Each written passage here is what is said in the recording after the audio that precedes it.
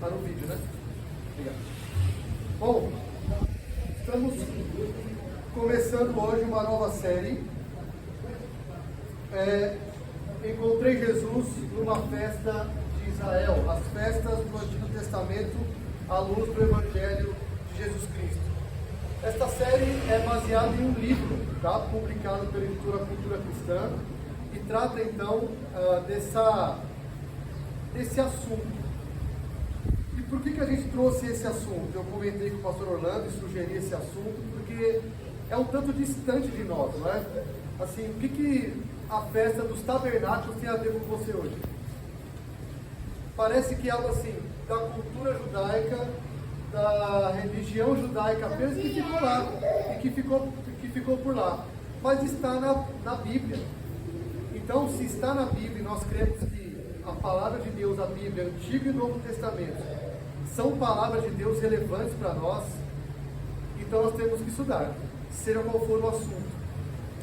E é um desafio para nós, porque nós não fazemos conexões rápidas deste assunto, primeiro com a nossa vida, e tampouco com Jesus. Às vezes fica mais fácil fazer conexão com Jesus, mas não fica fácil fazer conexão com a nossa vida. Então, é isso que nós temos, esse desafio que nós temos pela frente: estudar as festas do Antigo Testamento, as festas que Deus instituiu no povo judeu, e ver o que isso tem a ver com Jesus. E se tem a ver com Jesus, tem a ver com a nossa vida, tem a ver com a nossa redenção, tá? Então, qual vai ser o nosso caminho nesse trajeto aqui? O que nós veremos então nessa série? Vou tirar do funcionamento. Serão 10 aulas, tá bom? Hoje é uma aula de introdução, tá? Nós não vamos entrar no assunto especificamente, não veremos uma primeira festa, mas nós vamos dar uma introdução, assim como eu fiz em Juízes, dando uma introdução panorâmica. Eu vou dar uma introdução hoje do nosso tema, para que a gente entre no tema e para que vocês sintam o gostinho de participar. Então hoje é o cheiro do churrasco. Eu quero chamar vocês para o churrasco, que é toda quarta-feira essa hora, tá bom? A partir da semana que vem nós vamos entrar de fato nas festas, tá? Então, a primeira festa nós vamos falar dos sábados, tá? O exercício do descanso. Depois, a festa da Páscoa, eis o Cordeiro. Faxina geral, a festa dos pães asmos. Despertar da alva, a festa das primícias. Poder para o povo, festa de Pentecostes. A trombeta soará, festa das trombetas. Esse é o dia da expiação. A volta ao lar, a festa dos tabernáculos. E por fim, assim na terra como no céu, o ano do jubileu. Tá? Então, uma dica aí, né? No ano do jubileu tudo é restaurado. Pegou a dica? Tem a ver com a Bíblia isso? Ou tem a ver só com uma festa dos judeus? Percebe que a gente vai fazer essas conexões. Uma festa que diz, tudo é restaurado como deve ser. Esta é a última festa e isso vai nos encaminhar no nosso estudo. Então a aula de hoje é uma introdução.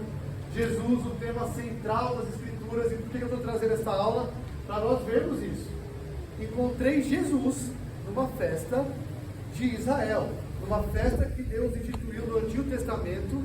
Nós precisamos encontrar Jesus e eu vou explicar na aula de hoje por que isso é importante. Bom, como introdução aqui, eu quero trazer uma palavra, uma citação de um pastor americano chamado Michael Horton. Ele diz o seguinte, eu vou ler para vocês. Eu cresci numa igreja que amava a Bíblia. Na escola dominical, competíamos para testar nosso conhecimento bíblico. Porém, com todo esse conhecimento da Bíblia, eu nunca soube como tudo se conectava.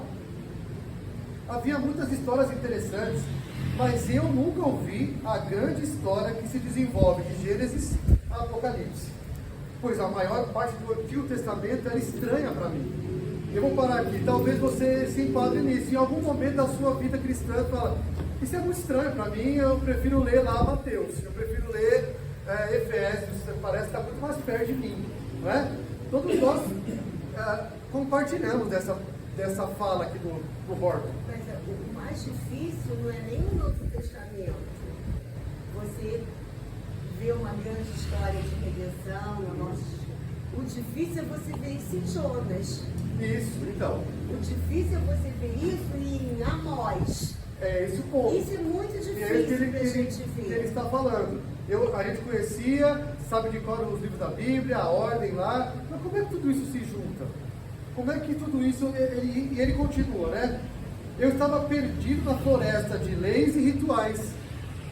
E durante muitos anos, a única coisa que podíamos esperar do ensino do Antigo Testamento era o estudo de caráter de personagens. É o que eu sempre venho falando aqui há algum tempo. Seja como Davi, né? Ele vai citar, ó, aprendemos que Abraão foi um homem de fé, que José foi um exemplo maravilhoso de como agir diante da tentação, e se você apenas esperar pelo tempo do Senhor, ele certamente tornará seu caminho próspero. José, essa lição que você tira com toda a história de José. Seja firme na tentação, e Deus, se você esperar, vai fazer o seu caminho próspero. Abraão, tenha fé. O que mais? Aprendemos dicas de liderança com Moisés e Josué, a sermos fortes como Sansão e corajosos como Davi. Enfim, ele termina. Aprendi que o Antigo Testamento era uma coleção de histórias heróicas que não pareciam estar sempre interrelacionadas. E é por isso que eu estou trazendo essa fala, porque isso pode conectar você a ele e a mim. Eu também não diria assim, onde a gente vê mais homens heróis do que Deus herói. O Deus daquele homem herói, de fato. Por isso, Abraão, nosso pai, ser maior do que Abraão, nosso pai, é o que eles aprenderam também, por isso que ele está Jesus. Excelente comparação aí, uma analogia boa. Como assim você é maior que Abraão? Poxa, eu sou antes de Abraão. Você está vendo Deus de Abraão na sua frente. Vocês não percebem. Isso aí, Osmar. Então, assim, o que eu acho também, quando ele fala assim de sintonizar tudo isso aí, eu também tenho essa dificuldade, porque assim, quando você vem numa determinada igreja, nós não aprendemos como deveria ser ensinado, né? Então, assim, eu acredito porque assim, fica uma coisa assim, toda fora do... Isso, fica coisa desconectada, né? Eu vou aprender sobre José. Aí você parece que você pega José da Bíblia, tira e você aprende a ser alguém que vence a tentação. Quando eu comecei a dar as livros, eu comecei a abrir mais a mente, no sentido assim, você sempre citava assim, ó, Deuteronômio, Levi. Tá, Então, quer dizer, obrigado. é um jogo, assim, então você ia buscar Excelente. as respostas. Seria então uma pregação expositiva, você vai nos livros, né? Isso, uma base para a pregação expositiva de determinado texto é eu olhar o texto, um dos critérios que eu tenho é eu olhar o texto dentro da Bíblia. O que esse texto tem relação, em que ele tem relação com a Escritura? Não só com o seu contexto, mas com a Escritura. Ele está dentro de um livro, ele não está separado. Então, não é à toa que ele está dentro de um livro inspirado por Deus. Ele tem relação com o todo. O desafio é, qual é essa relação? Nem sempre é tão fácil. E assim, o senhor falou de outras igrejas, mas até mesmo dentro de igrejas reformadas, há 30 anos, era difícil você ter um ensino assim, de uma história só, um fio só que puxa tudo. Geralmente, as histórias eram muito moralistas, não é? Seja como Davi. Puxa, mas seja como Davi em tudo. Não, aqui não. Aqui ele trai, aqui ele possuiu a mulher lá, aqui não. Mas geralmente era, faça isso porque fulano fez, imite-o. Isso dentro de igrejas reformadas também. Essa visão de olhar para o todo da Escritura, ela é muito antiga, mas ela foi se perdendo. Ela está sendo retomada pela graça de Deus, no meio reformado principalmente. Então quer dizer que nem sempre foi assim, então, porque assim, a gente vê os pregadores aqui, reformados, é sempre a mesma linha, a exposição, assim. Isso. Então, Nós temos no meio reformado talvez mais unidade disso, mais coerência, mas ainda assim não. Eu estou falando de hoje, 2024. Eu vou colocar aqui 10 anos, 15 anos para trás, isso voltou com muita força. Agora, eu vou mostrar como isso era a pregação dos apóstolos. Era uma pregação que tinha um fio unificador, Antigo e Novo Testamento. Não era moralista. Vou mostrar isso, tá bom? Então vamos lá, ainda como introdução aqui. O Antigo Testamento, então, é um desafio para nós compreendermos os relatos como sendo mais do que informação histórica para nós, para a gente tirar a lição de moral, tão somente sobre a história do povo de Israel. O Antigo Testamento é mais que isso. Eu estou errado em tirar ensinos éticos? Não. Agora, será que se trata somente de ensinos éticos? Também não. Tá? A dificuldade que nós temos com o Antigo Testamento é porque, primeiro, é um contexto cultural muito distante de nós. Muito distante. Nem sempre tem uma relação tão clara com o Novo Testamento. Às vezes você lê lá a genealogia, ou então você lê o livro de Números. Você para ali, na sua leitura bíblica anual, você lê Gênesis, legal. Êxodo, legal. Levítico já começa a dar Números, você fala, parei. Você não consegue ver muita relação com o Novo Testamento, você não consegue fazer as conexões. E não é fácil, nem sempre é fácil compreender a relevância do Antigo Testamento para a nossa vida. Aplicar o Antigo Testamento para a nossa vida, com seus rituais, com suas leis civis, cerimoniais, não é? É difícil mesmo. Então essa leitura do Antigo Testamento parece muito monótona, nem sempre útil, porque a gente nem sempre aprende a ver o ensino do texto ali. Parou aí? Caiu. Aí eu não sei colocar. Tenta colocar. Levanta. Levanta um pouquinho e... Aí. Fica preso. Rapaz, legal. Então, por exemplo, como eu disse, aspectos cerimoniais da religião judaica, da lei de Moisés, às vezes são dias como ultrapassados. Isso aí já passou, não tem relevância para mim hoje. E aí não tem aplicação. E dentro disso estão as festas de Israel. Como eu disse, como é que se relaciona a festa dos tabernáculos com você hoje? Tem que estudar muito para isso, e é difícil mesmo. A nossa leitura passa rápido por isso e vai lá para o Novo Testamento fazer a tua leitura devocional. Como se isso não fosse importante. Como se isso não fosse importante, só que o problema é que está na palavra de Deus. É uma festa só. E uma festa de uma cultura da qual eu não sou. Assim, ainda se eu fosse um judeu convertido, mas nem isso eu sou. Então é difícil para a gente entender. Então, qual é o problema? Que nós não vemos o Antigo Testamento como nós deveríamos ver, com Jesus sendo exposto.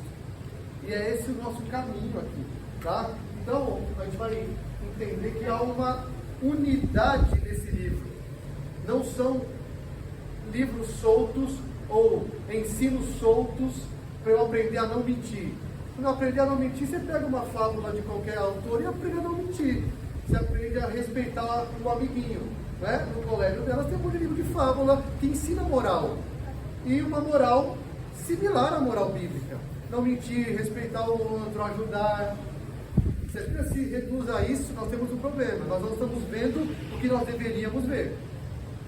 E é essa unidade que nós vamos tentar olhar para as festas de Israel. Agora, não é curioso que Gênesis começa com a criação e Apocalipse termina com a nova criação? Então é um livro só. É um fio só que está sendo puxado. Começa com criação no primeiro capítulo, o último é: eis que faço nova todas as coisas, novo céu e nova terra. Termina e começa com os termos criação. Lá no final tem a árvore da vida, que tinha Gênesis 2.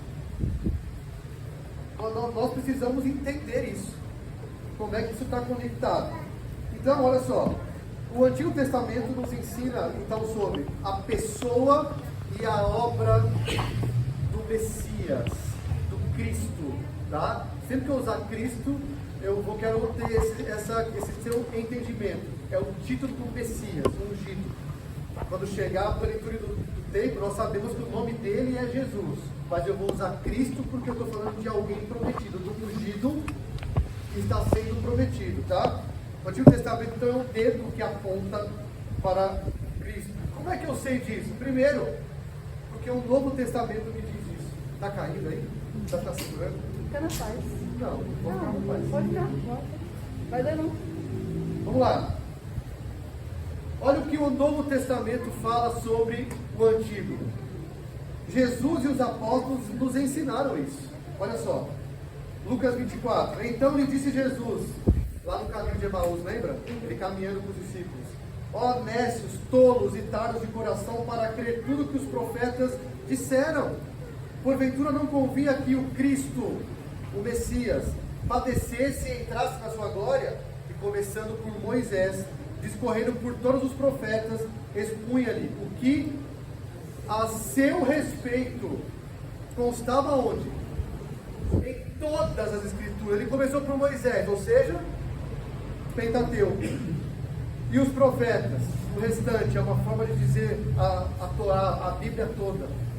Ele, começando por Moisés e pelos profetas, diz: tudo isso fala de mim. Então, se você está lendo o Antigo Testamento e não está vendo Jesus, nós temos um problema, porque aponta para ele. Olha o outro texto, Lucas 24 ainda, depois que ele chega com os outros discípulos, lá com os apóstolos que estão fechados em uma casa, no cenáculo. A seguir, Jesus lhes disse: são essas as palavras que eu vos falei, estando ainda convosco, pais. Importava que se cumprisse tudo o que de mim está escrito onde? Na lei de Moisés, nos profetas e nos salmos. Outra forma de se referir ao Antigo Testamento. Então lhes abriu o entendimento para compreenderem as Escrituras. O que os discípulos não estavam vendo? Jesus no Antigo Testamento. Que nem nós. Não é isso? Mesma coisa. Próximo, João 5,39, um texto conhecido. Jesus fala para os fariseus: vocês examinam as Escrituras, está falando de quê? Antigo Testamento, é o que eles tinham. Porque vocês julgam ter nelas a vida eterna, e são elas mesmas que testificam de mim. Você falou, vocês estão olhando para o texto, e vocês estão, aqui tem vida eterna, mas a vida eterna está na frente de vocês, vocês não estão vendo. Vocês precisam entender as Escrituras e viver ali. Mas Deus, Atos 3, o sermão de Pedro, assim cumpriu o que dantes anunciara por boca de todos os profetas, que o seu Cristo havia de padecer. E todos os profetas, a começar com Samuel, assim como todos quantos depois falaram, também anunciaram esses dias.